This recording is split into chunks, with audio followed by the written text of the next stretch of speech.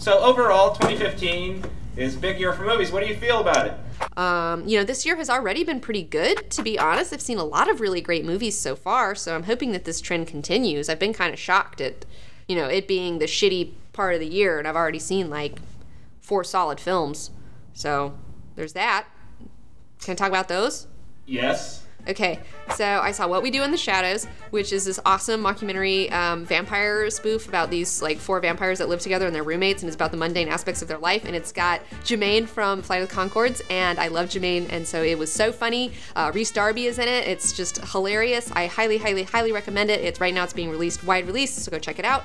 Also, I saw this thing called Wild Tales. It's from Argentina. It's subtitled, so if you're not into subtitles, you may want to stay away from it. But it's these 6 vignettes about people who snap and they get revenge, and it's a very dark comedy. A lot of people die in it, but it's like really funny, and like, I don't know, it's just, the wit in it is great. It's like I was blown away by this movie. Also, I really love Chappie.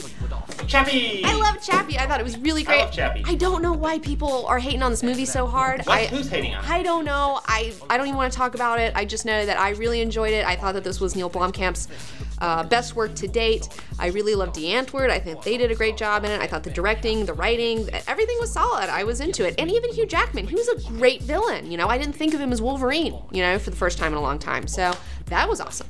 I think a lot of the people that did have a problem with Chappie were people who were taking this movie way too seriously and way too literally. This movie is a hyper reality, and it's just supposed to be fun and weird and bizarro, and you're just supposed to go with it. And so I just went with it the whole time, and I had a great time. And I felt like, you know, Neil Blomkamp, the only thing that he has missing in his works from the past, such as Elysium and District 9, was that it wasn't colorful enough. I felt like it was too gray, and it was also like he didn't have any really memorable characters. But with the addition of Antwoord in it, they're as fucking colorful as you can fucking get, okay? I love that they incorporated their music and their artwork and all this weird stuff going on in there, and they play these weird meta versions of themselves. Like, I just fucking loved it. So Yolandi Visser is my girl. I have the biggest woman crush Wednesday every day of every fucking year.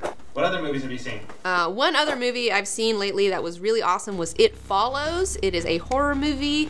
I would highly recommend going to see it. I wouldn't say like I loved it more than The Babadook, but I will say that it's super solid. I really enjoyed it. It's a great first effort. This guy who fucking wrote it and directed it did a great job.